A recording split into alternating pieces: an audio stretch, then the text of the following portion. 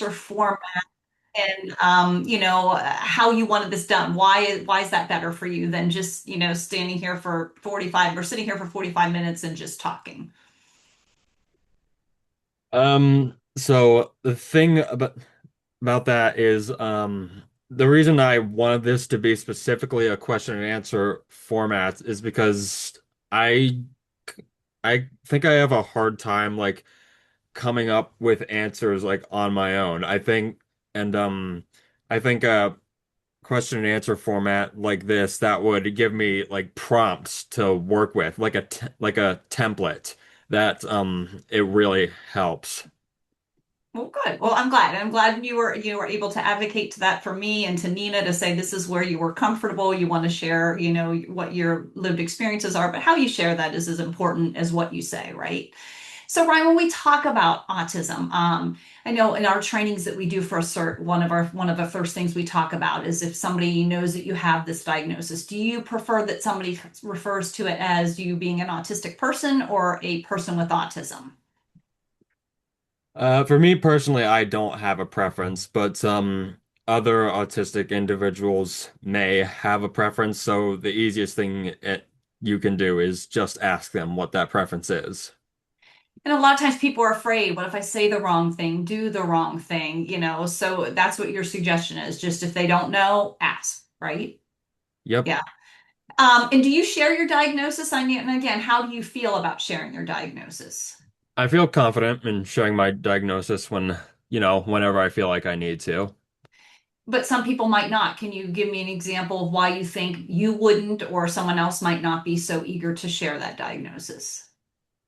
I think that an autistic individual will might not want to share their diagnosis because they're afraid of being like judged or misinterpreted based on myths or stereotypes.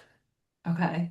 So so you like you said, you feel comfortable sharing that. Has there been a moment where a stereotype or a myth impacted you in a negative way that maybe might make you a little less, more reluctant to share? Um, yes, actually, I can think of a perfect example actually that happened relatively recently. So on Twitter, there was a post that took off that someone posted that it kind of like it went viral, got like hundreds of thousands of views. Um, it was a video of like a young woman who was like a social media influencer, and in the video she was like kind of infantilizing herself in a way that was weird and kind of upsetting to me. And the and the excuse me, the caption that was on that video was it read POV going on a date with your autistic girlfriend. Oh, Awful. That's horrible. Needless to say, people in the comments and quote retweets were outraged because it's it's that stereotype of people thinking autism only exists in kids. right, right. So that's a great example, and thank you for sharing that. Go along with that. We hear the saying a lot of times. Ryan in our trainings will say, if you met one person with autism, you met one person with autism. We know autism is a spectrum. What does that saying mean to you? It means that every autistic person is just as unique and has their own unique strengths as every neurotypical person. So, example, like you were mentioned earlier, like, whether it is, somebody who has maybe lower support needs or higher support needs. Can you explain what that means for you when we talk about before we used to use those functioning labels? So someone would say, "Oh, Ryan, you graduated from college, you're high functioning," but in a situation maybe, with police officers or somebody you don't know, a situation that's different for you, are you going to feel quote unquote high functioning in that moment? No, those terms, high functioning and functioning, not about, are not like what a base, they're not like a base characteristic of the individual themselves. Those terms are purely situational. Oh, that's a great example of that. So in certain situations, you might look like you might need more support than in others, but because people assume, oh, you got a college degree, you have a job, you work for a cert, you might not need those supports. They make assumptions based on that. And the exact could be said for somebody who has much higher support needs, right? That, people might talk over them, make choices for them, just treat them very differently. I love that you said that, everybody's different. Everybody has their own unique characteristic strengths and challenges, just like all neurotypical people do, right? When we talk about kind of being on the spectrum, we talked about like that low functioning or high functioning. If people are asking you what your support needs are, how could they ask that would make you feel like you said this question and answer format helps you? How would somebody who's trying to give you support, what would be the best way to find out what your needs are? I think the easiest way like an employer or someone can ask is like, do you have any disabilities or support needs that we need to be made aware of so that we can properly support you? Would giving choices help? Yeah, and if you can provide like choices, that would be much more helpful. If somebody like if there was the question like what do we need to support you and it's vague or abstract, is that gonna be more are you gonna be more readily available to share your support what you need in a question like that? Yeah, yeah, and I mean, not just when talking about like support needs, but like in most conversations with autistic individuals, be specific. Don't be vague or abstract with your word choice. So we talk about this a lot in our trainings. You're pretty literal, right? Hmm. How do you feel about idioms? I hate them Why do you hate them? because it just doesn't make sense, you know? Like it's pouring down rain. I don't see any cats or dogs flying from the sky. Raining cats and dogs, right? Yeah. Or if someone tells you you're in trouble and they say you're in hot water, how are you going to respond to somebody who says something like that? I I might laugh at you. I might not take you seriously.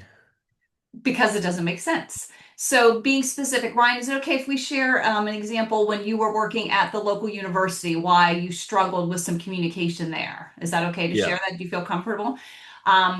You would shut down. A boss would come up and just sort of approach you and ask you questions. And a friend reached out to me and said, "Oh my gosh, Kate, I'm really worried about Ryan. I think he has depression. Something is going on because you just would not respond." Can you explain why it was so hard for you to communicate in that moment? Um, in that moment, the when people in that office in that job specifically came up to me and tried to talk to me, the it was spontaneous and like the questions were vague and like I didn't know how to respond in that situation. So you were sort of taken off guard, right? Yeah, Um, and if you ask vague questions, you'll get vague answers or or maybe not no answer at or all. nothing at all. So when you left that job, because it was just too much, and can you explain the sensory situation in that job too, why that was hard for you? Yeah, in that job there was also some sensory issues, like the overhead lights were too bright and people were talking too loud. But there is that assumption again. Do you remember when you left that job, you and I had a conversation on the way home because I know who you are and I know that you're a very bright, polite, respectful young man. But I worried that when an employer or anybody just would try to ask you a question and you don't respond, it could look like you are being rude or being disrespectful. And do you remember what you told me then that why that was hard for you and what you should have maybe done differently? Yeah, it was on me. I messed up by not sharing my diagnosis to that employer. Now you shared your diagnosis. Remember in the interview you did, but what didn't you Or share like when it no, came I to did share my diagnosis, but like didn't properly communicate like my support needs. your support needs? That's exactly right. So what would have maybe helped in that situation is if your boss, or your employer would have said, "Hey Ryan, we're going to have a meeting on Thursday. These are the three or four things I want to talk about." Why would that help you more? Because we're if you like give me that example, then like we're planning, and then when there's a plan in place, I know what to expect. And so you're And going to be so more I'm able gonna to do communicate. better. Yeah.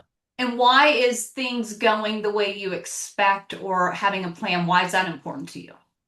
Because, you know, because autistic people are just inflexible towards like, routine. So a change in routine, if your boss tells you, or yeah, or I tell you, is here's what our plan is for the day, and that plan changes, how does that affect you? Yeah, if like something changes without warning, I might like, crash. What does that mean, crash? What does that mean for you? Yeah, for me that means just freezing up, not responding to anything. And sometimes you get irritated too, don't you? Yeah, and sometimes I'll get frustrated. And we talk about this, when we do our trainings together. Everybody likes when your day goes as planned, right? You got a schedule for the day, you want your schedule. But if most of us, if our schedule is disrupted, we might be a little crabby, kind of grumpy for the rest of the day, but we can get through that. Is that harder for you, Ryan, to just, you can't shake it off as easily? Uh, Yeah, the thing about that is neurotypical people or people who aren't autistic have like a mental filter. Like they can filter out like minor annoyances, like some like like what you said, changes in routine, some sensory things, whatever. Autistic people do not have that filter. Everything sort of comes at us at once, and it can't be properly filtered out. And so when that happens, how do you feel? I feel like just freezing up, going into complete shutting down mode. So, Ryan, sometimes we were talking about whether it was that job situation or any situation that's new for you where you don't know what to expect. And there are people that you don't know. Sometimes you might have to mask. Can you explain what that masking is, how that impacts you? Yeah, masking, is it's when you have to like hide more of your sort of natural behaviors in an environment where other people expect you to do so. And for me personally, it's that filter thing I said. I can't like filter out how much masking I have to do, unlike neurotypical people who can. So, if we talk about stimming, a lot of people here, can you explain what stimming is? And then we'll go back to that masking. What does that mean for you? Yeah, stimming, it's like, like bodily movements, like your leg bouncing, hand flapping, or whatever. It's like it's to it's a method like autistic people have to sort of self-soothe, self-stimulatory regulation is what it's short for. So if you're in a situation where you're expected not to stim because people don't understand that, people don't know what that is, and it looks different, it looks like something they don't understand, and you're forced to not stim, so you're masking. How does that impact you? That'll just make my stress level escalate, and I'm just gonna go back to that freezing up and not responding mode. So it will affect your communication, it'll affect kind of how you feel physically, mentally, the whole thing, right? Yeah, If it's understood. not harmful, don't stop it, as we That's often right. say. That's our motto. That's great. Thank you for sharing that. So, hey, when we talked about, I know you're not, if we talk to you about being a kid, I say, do you remember when you're in elementary school? Do you remember when you were in elementary school? I No. don't remember anything. So, but you did love middle school, didn't you? You often say that middle school is the three best years of your life. Do you remember why you said that? Why that was so important to you? See, my middle school years, I think it was just because I wasn't that mu I was in those years in my life where I was learning to be more social. So, and how in those social settings, I know as your mom, I know something that led to that social setting was you finding something you were good at. Can you tell them what you were good at and how that helped, impact your social situations?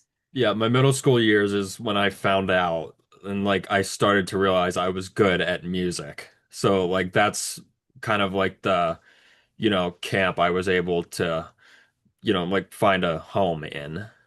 So, and what did you do? What kind of musical? What was some of your talents? Did you play an instrument? What was your thing? I was in the choir for the Okay. And for then when you got to high all school, those what else years. did you do? And then middle school came went I was in their choir for those 3 years. And I went to high school. I did choir there too, but I also did the musical there. You sure did. You sure did. So when you were doing the musicals, you found like a group, right? There was cast parties, there was kids that you were, hanging out with. Now, did you feel more comfortable around those kids than you would have kids that, maybe had a different interest? I think I did. Yeah. Like being around people with shared interests So that helped you in those social is much more situations. helpful in those settings. Yeah. So, Ryan, can you explain, when we do our trainings together, we often talk about how, again, you were talking about those support needs and how masking and how in different situations you might struggle, again, you might need more support in one situation than another. But when it came to the musical, the first show you did, what was it called? Kiss Me Kate is what it was called. And how was your mother's response when she saw you the first time? Just inconsolable mess. I was a mess. But why, when I watched you on that stage, you looked more comfortable, more, content in your own skin, more, I mean, for lack of a better phrase, more neurotypical on that stage than any place I had ever seen you. Why do you think that was? Um, Not only because I was doing something I enjoyed, something I was good at, the main reason is because it was a musical. Everything was scripted. I knew exactly what to expect every night. So the conversation, you knew your lines, you knew what the person was going to say before you.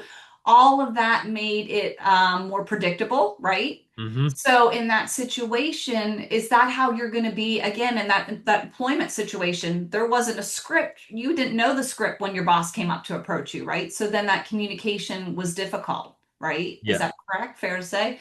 So in social settings, how do we talk about, friends and friendship groups and, you see your siblings and the friends they have and the friends your mom has. Do you feel like your social situations, friend groups is different?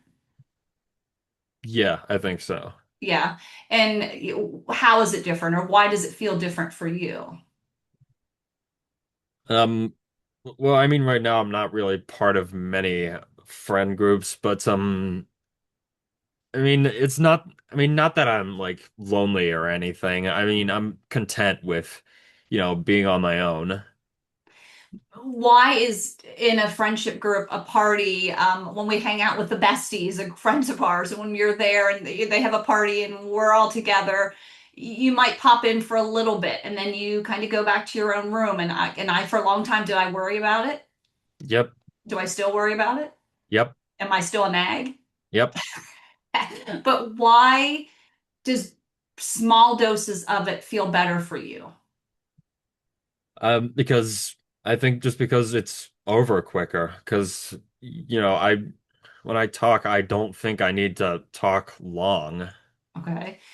And in those social settings, is it easy for you? No. What makes it, do you think, more challenging for you than, say, for me, for example? Because in a in a social situation, nothing's scripted, so I don't know what to expect for one. And what have you told me before when we talk about if there was one thing you could be, you wish you were what? Um, I've I've told her before I have like a perfectionist kind of mindset, so I've told her before I wish I could be perfect. So in those social settings, you don't feel like you're going to be perfect, right? Is that No. fair to say? So that makes it more challenging. So in your mind, sometimes does it just feel safer to kind of be on your own than in a setting where you might not be perfect? Right. Right. And I tell you all the time, nobody's perfect, right? But what do you Right. tell me? You know it's true, but you still want to be perfect because Hmm. that perfection means predictability, which equals safety, right? Yeah. College. You went to college. So you spent 4 years. What you went to Kutztown? Did you live in a dorm? What was that like for you? Yeah, I was in college. I lived in the dorm by myself. Like I had a room to myself, not like a whole suite, but just like my own room, because I had like accommodations from their disability service office. What other accommodations did you have that helped make college a little bit easier for you? Some other things I got from them that helped. I had extended time on tests. The, like in living situations, they let me have air conditioning because heat is like a really bad sensory trigger for me. I've said for 4 years, the degree you got was amazing. The work you did was incredible. But I've often said the thing that I saw the most from you was your ability to advocate for yourself. And you might not remember this, but I remember freshman year, I read an email that you wrote because you shared it to me with something that was going on. And I joked that I said, you did this all on your own. And you said, because I wasn't there to do it for you. So you did kind of have to step into that adulthood, right? And was it challenging sometimes for you? It was pretty hard, yeah. It was hard. What helped you in those moments? What made it easier for you? Whether it was the staff at school, what helped you in those situations when it was difficult? Um, I guess just having those accommodations in place for me. Did you have to now in high school or elementary school or middle school, somebody has an autism diagnosis, everybody knows. The teacher knows, they share it, the guidance counselor knows. In college, how did people know you had a diagnosis? Um, I don't I don't think there was a way for people to know I had a diagnosis Unless you shared it, right? You unless I was vocal about it. Yeah, so you had to every semester, each teacher like give your letter that you had a disability and what your accommodations were. So you really had to advocate again for yourself at every semester with each new teacher. Is that Yep. correct? Yep. Yeah. So in college, I know like we think college, you think kids think college parties, the bars, all that kind of thing. Was that your situation? Was that how school was for you? Nope. And what did you feel? Did you still enjoy college? I still enjoyed college, yeah. But people have an idea of what college looks like, but it can look different for everybody, correct? Yeah. Yeah. So when you can you explain, we often hear of autistic people having kind of these restricted area of interest. Can you explain what some of your interests are? Yeah, those restrictive area of interests are what they sound like. They're like an area of interest that autistic people have that they sort of hyperfixate over. And it's because it's like routine and just knowing what to expect and finding co something you could find comfort in. So what are your areas of interest? Like music and video games and stuff. So if I were to talk to you about shoe shopping, are you going to sit and chit chat with me for very long? No. But if I talk to you about the new Mario movie that's released today, that by the way, you're very frustrated that we're not able to go see today, do you feel more comfortable talking about that? Yeah. And why does it make it more comfortable for you? Because, that's just something everyone has, like, talking about something you're interested in. Right. So it's no different, right? But it just makes it a little bit easier for you. Do you might not feel maybe like you have to mask as much because this is an area you know a lot about and you feel comfortable talking about? Hmm. Is that fair to say? I know, Ryan, when we do also some of our trainings, we talk about communication, behavior, like those social situations. Can you talk a little bit? Because you're on a computer right now, nobody's sitting in front of you talking to you. Can you talk a little bit about eye contact? We hear a lot about eye contact in the world of autism. Can you share how that feels for you? For me, I cannot make eye contact because it's a distraction that I have to take away so I can focus on what you're telling me. So when you were little and I didn't know that, I kind of forced it. So what does forcing eye contact do for you? Freeze up, just shutting down, no responses. But you know, in our society, if I ask you, "Hey Ryan, did you take the $5 out of my wallet?" and you look to the ground, what am I going to think? You're probably gonna think I'm lying.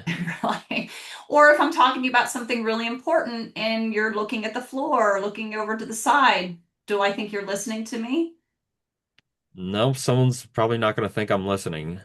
So when somebody does struggle with eye contact, what is your advice to people on here who are, who are working with an autistic individual and know somebody who's autistic and they're not making eye contact? What do you want them to do or not do?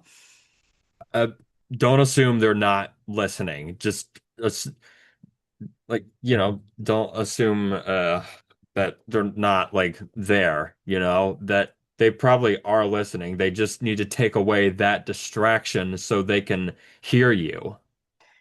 So is it okay if I try, like I know now I don't do that anymore. I used to literally take his little face in my when he was little and force that eye contact. Now sometimes I'll say, I have to talk to you about something. Can you pay attention? Is that okay to do?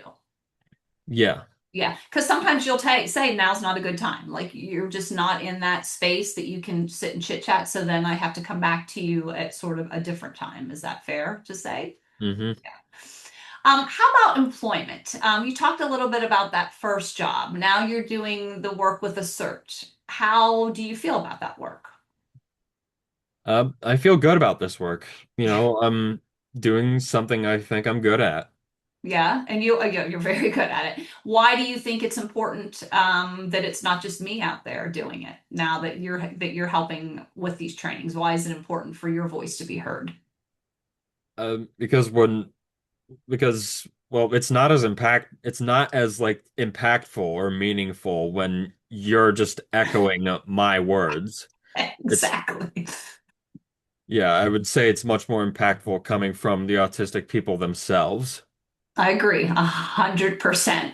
Um, do you see yourself doing this work for a while? Or do you have goals for the future? Something else you might want to do down the road? Or what are your thoughts on that? I can imagine myself doing this for a little while. I might think of something else down the road I might want to do. But right now, it's all good. Right now, you enjoy it. Okay, we're going to open up for questions, but my last thing I want to leave you with, Ryan, if there's one thing you want everybody on here to know, what is that one thing you want people to take away from your experiences? The one thing people need to know about interactions with autistic people is you should never make assumptions. Right. Like I said earlier, like with eye contact, don't assume that the person's not listening to you. And like in fact, don't assume anything about autistic people. Don't assume like they're not there, like they're not competent. Yeah, just never make assumptions about anyone for that matter. And instead, just ask what you can do to support that person. That's amazing. I love that. Is there anything else you want to add that we didn't talk about today that you want these fine folks to know about you or your experiences or about autism in general or how to celebrate this month of April? Um, yeah, this month, stay off of mainstream media. There's, there's going to be so much misinformation. I love that. I love that. It's a great, that's probably a great piece of advice for anything, any month, right? But yeah, I think that's all for me. That's terrific. Ryan, thank you very, very much. And we are opening up for questions though. So if folks have questions for Ryan, feel free to put them in the chat. We have our first one. Ryan, what's your your favorite video game? I'm a fan of a lot of things. I'm a fan of Sonic the Hedgehog, Pokemon, Minecraft, and some other things. You've never been like one of those Call of Duty guys, though, have you? You've never No, been no, not which a mom big, didn't hate. I don't mind that part. not a big first person shooter kind of person. Other questions from folks? I'll ask one. It's sort of a big question, but I'm thinking about it a lot because this is the month where this is Autism Awareness Month, and I'm just wondering, and your thoughts about what the community, when I talk about community, I'm just general community, but what can folks do to be helpful? What feels helpful? Maybe to Ryan in situations where there is stress. What can people do to be helpful? What feels helpful to you? If you notice if an autistic person is like escalating or like they're starting to lose control or something or whatever, the thing that works best for me is to leave me alone in a quiet space for a while until I've recovered. So And for saying, "Are you okay? What can I do?" And I've done that before. Does that help you? No. No. And you've let me know, haven't you? Right. Hmm. are there other questions? I'd love to know a little bit more about your musical interests too. I know you have I've heard you have a beautiful singing voice. I don't know if you wanted to share a little bit more about your talent in the musical area. Share your recital information. Let them know what your recital was Yeah. like.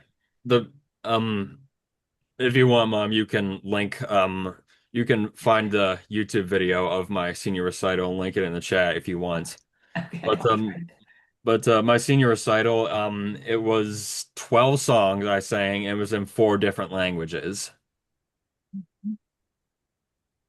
And are And you a Ryan, tell them about your unique gift that not a lot of people have, and a lot of people might not know what that is.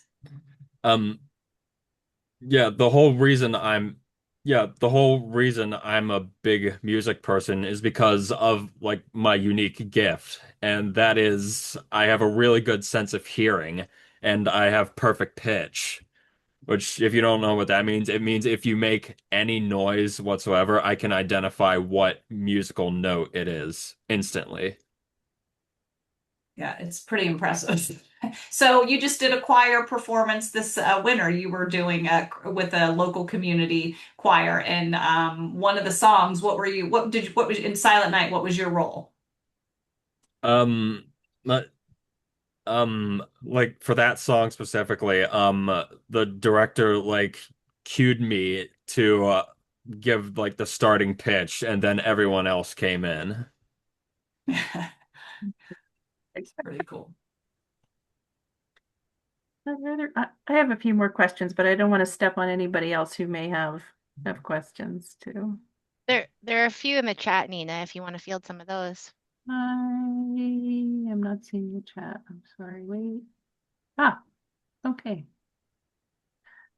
Uh, there's actually a question for you, Kate. Was it hard to adapt to differences? And for Ryan, did you ever feel left out? And if so, how did you adjust to that? What did you do when those feelings came in? That I feeling. joke with Ryan all the time. Am I the mom I always was? No, no. And, it was difficult. And I had one older son at the time when, Ryan was diagnosed. He has a younger sister now too. But I had one child to compare it to. And that saying comparison is the thief of joy. And that sure took a lot of joy. And I have told more families. Ryan and I started a Facebook page and a blog years ago. And people asked my advice. And I said the one advice I would have was to see the child who's standing right in front of you now, because I spent so much time worrying about the Ryan who is yet to come that I missed so much of the Ryan who was right in front of me. So wish I could get that do-over. So I get it. We all worry, worry, but he's 4 and I'm like, is he going to be able to live on his own? Well, at 4, I didn't need to worry about that. But hey, just quick, I did click a link in the YouTube video of Ryan, one of his songs from his recital. So it's in the it's under my name in the YouTube. It's for a YouTube link. That's wonderful. Thank you. Thank you. And Ryan, how about this sort of the second part of that question? At times, maybe where things socially were hard, and you might have felt that um, a little overwhelmed by that. What did you do? How did you handle that? I know it's a big question, but do you have some strategies for yourself that you use? I mean, in pretty much any, I mean, I've always done this pretty much in any social situation. If things like start to escalate, if I get overwhelmed, I like escape to a quiet space. Which is a really useful strategy. That really is. And there's a question here that I'll read, and wondering what advice, Ryan, you would have for other autistic self-advocates who are interested in doing public speaking and training. Is there any advice that you might have in terms of things that you've learned and things maybe you know don't expect, or um, any thoughts about that? Because I agree with you, having individuals with autism share their experiences and perspectives is really, really important. So, what advice would you have for other autistic self-advocates? Um, I mean, I would, I mean, really, the only thing I would say is just don't be afraid to share your diagnosis. But I think most self-advocates already realize that. Mhm. But Ryan, would it like people joke with me all the time when they see you do our trainings, they're like, you're going to be out of a job soon. And but we've talked about just this today, this format, this question and answer. So you wouldn't probably feel comfortable sitting in front of people for 2 hours doing this on your own, would you? No, No. no. So would you say having the right format, having the right formula as an advocate, whether it's build in breaks, having somebody present with you, because you prefer those prompts that people often comment on our back and forth, but we've been at this for 24 years, right? But that does help you. And you also said, that I'm not going to leave you hanging. So that gives you a sense of comfort, wouldn't you say?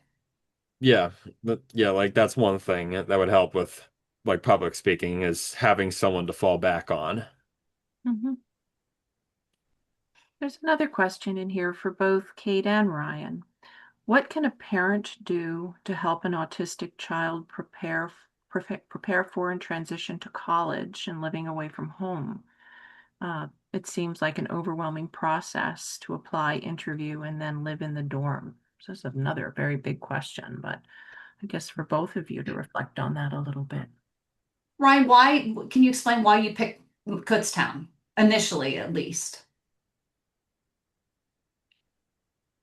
I don't even remember why I picked Kutztown, but like, What was the program you did there for a semester and a half or a year and a half? um, well, at Kutztown, I wasn't always a music major. I started out as like a with a bachelor with like a bachelor of science in like geology. And that got challenging, right? That was a little tougher because the science level there took a little bit more studying, executive functioning skills, which again, you got some support with that. But you did the My Place program. Can you explain what that was? And, was that part of your decision at picking Kutztown? Yeah, well, that My Place program was just, it was a bunch of like, supporting autistic people, but like giving, like trying to fulfill their support needs. And you did that for like a year and a semester, I think, right? Or hmm so. Why did you not want to do it anymore? Can you give an advice why, or example why you didn't want to do it? I think it's because that program was starting to set expectations of me. Like they were expecting me to fulfill like certain schedule requirements that I didn't think I needed. Like they wanted like they maybe do like a weekly check-in and stuff like that. Yeah, and so to answer your question, I think that was Faith who asked the question. It was overwhelming. It was scary. It's scary for any parent to, send their kid off into the world. But with Ryan, I had a lot more anxiety and fear. But we did find a program that had additional support. And although we didn't need it for long, to me, it felt like a safety net. And there are different colleges who have, I mean, all colleges, or almost all, I would think, have a disability services office. But one thing I didn't know is that when he had his IEP in high school, there really had to be data showing he was using those supports in high school for when he got to college, because Ryan went to Cumberland Valley High School. It's a very big school, and sometimes teachers would just say, "Oh, Ryan, you didn't finish your test, come back during study hall," but weren't marking that down as data. So then we go to college and say he needs extra testing time, and they're like, "Well, it wasn't indicated here." So certainly making sure that those support needs are being met in high school, so it carries over to college. Also, those disability services, there can be housing accommodations, executive functioning accommodations. There was just different things that certainly helped, and I just had to back away and kind of let him do his thing. I remember day 4, I sent him like a text, and he basically told me I had to get insert poop emoji together because he's going to be gone for a long time. So he told me I had to get it together and kind of just let him be. And it was hard, but I had to do it. Can I ask a question? Maybe it's for both of you. You've been doing some very, very important consequential work, training justice system professionals about autism. And I'm just wondering, to both of you, it's obviously, we know that that's a need. Um, in terms of, the experience for you, Ryan, what has that been like? I mean, one could think that could be a little bit intimidating. What has that experience been like for you? I mean, it's a huge undertaking and so important.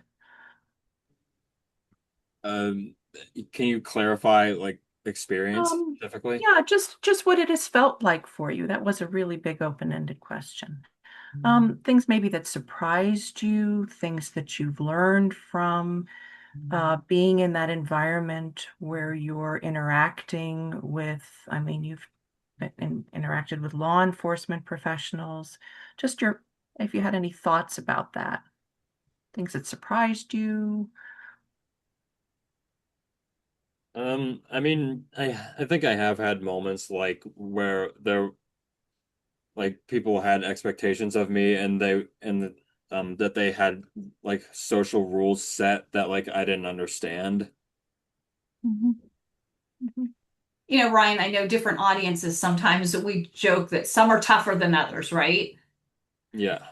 But I think does it feel good when people come up after the training and share that they have a child, a brother, a sister, and they say, I mean, we had a correctional officer who we walked in, and correctional officers are tough. They're a tough crowd. And one gentleman, I thought, oh, I just kind of got an opinion as soon as I saw him, very judgmental. I admit it. And I explained to Ryan, have you ever heard the phrase, don't judge a book by its cover? Because I thought this is going to be a guy who's not going to really pay attention. And he came up and shook Ryan's hand and said he was going to change the way he did his job now from hearing from Ryan. So I think we've both learned that different crowds have different expectations, but we do know sometimes, Ryan, I think you feel a lot better when the crowd, just like if it was a musical, if you have a audience that's laughing or clapping or applauding, you feed off that, don't you? Yeah, I feed off when the audience is much more engaging. Absolutely. I think we all do, right? Yeah. That helps us a lot. And and Ryan, you can share as much or as little as you want on this question, but just wondering about sort of your next steps with your goals for yourself. You've got obviously so many um, interests, and so you're obviously doing, again, very important work in training. And when you think about sort of your even short-term kind of goals for yourself, or what, do you have any thoughts about that? Um, I mean, Long-term goals. How about it? if I'm being perfectly honest, I don't really have long-term goals. Like Okay. I don't think about like the future that much because because I'm one of those people who live in the now and focus on what's in front of me. Mhm. That's a good skill too. Yeah. Yeah. Okay. There are other questions. Just looking. Not seeing any. So I don't know, just for you guys, some, I don't know, final thoughts, or we've got a captive audience here, very eager to hear your thoughts and perspectives. Is there anything that you would like to sort of leave us with? Something we can take into autism awareness, acceptance, appreciation. I always add action month. I like them all. I like all the A's. All the Um, A's. is there anything that, as we start sort of doing an awful lot of training and thinking about how to support the people we care about and work with and love with autism, is there anything you'd like maybe to leave this audience with?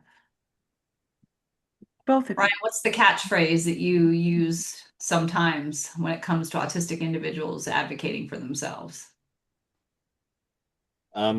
It's right behind you. Different, not less. Absolutely. That one. But what about the making sure autistic individuals' voices are heard, or they have a seat at the table is a word you often use. That's Yeah, a great way to, I think, end it. the phrase is nothing about us without us. It means like decisions about autistic people should not be made without without the inputs and opinions of autistic people. Amen. Amen. Very, very important. Thank you, Brian. And Kate, anything from your perspective? No, just, thank you for your time today. I know some of you may, I loved it. This is Ryan's example, how his autism impacts him. Again, you met one person with autism, you met one person with autism. Somebody else may, have very different needs and supports. But I just want to shout my kid out. None of us, it's hard to get in front of people and share your experiences, especially sharing your challenges. So for him to be able to do that, to see the bigger picture of helping other people learn and be educated, well, I couldn't. He always tells me not to get too proud, because when I get too proud, I get too a little weepy. But I'm too proud all the time of this kid. So thank you, Ryan. With reason. Thanks to you both. We're so very grateful for your time and for all the insight. Thank you all. Mary Ellen, do I hand back to you, or? Yeah, I think we have one more question. Somebody, Pia, raised their hand. I don't know. Let's see. Let me look. Good morning. Yes. I'm sorry I got in late. I am an absolute fan of Ryan and Kate. I follow your Facebook page. I'm in El Salvador, actually. And my son is 19, about to graduate from high school. And when I hear all of your experiences, Ryan, I learn a lot. And get an insight on my son that I would never get otherwise. So for me, this is a golden opportunity to say thank you for sharing your experiences. Excuse me, I'm in a very noisy environment right now. Sorry. I did want to say thank you for sharing. And I know that in a meeting like this, it's really hard because you don't get what you were saying about the crowd being engaged, but we're here, even if our camera is off, we're like, oh my God, that's so great. So I did want to take a moment and say it's fantastic what you're doing. And I admire you so much that you put yourself out there, because it's not always comfortable. It's not always easy. I'm guessing it's really hard a lot of the times. So congratulations on what you're doing, because you changed lives. I need you to know that. You have made our life richer from your insight, and I make better decisions as a mom because I know better reading what your mom posts. Kate, you're an inspiration. I always comment your page because it really does make a difference. So thank you. I really wanted to have the opportunity to do that. Thank you, Pia. And we've recognized your name. We've been around for a while. I love that Yeah. you're here today. That's amazing. You got to hear him first in person. Yeah. So thank you, Pia. Thank you, And the link, Pia. That's a the link to wonderful. Ryan's performance is posted, and I encourage everyone to listen. I have heard it, and it's absolutely magnificent.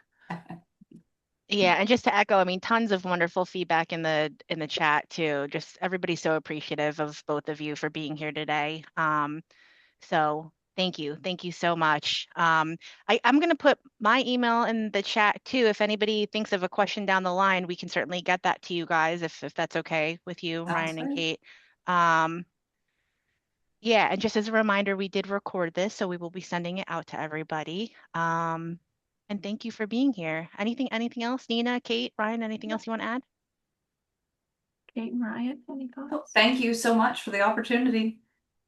Yeah, just one other thought from me. We will be, the Wood System of Care, we're going to be posting over the course of this month more personal stories and experiences of people with autism and those who love them and work with them. So just, eyes to that. And I'm grateful to all of you. It's really a great audience today. Great questions. So thank you so very much. Thanks, everybody. Thanks, everybody. Bye-bye. Thank you. See ya.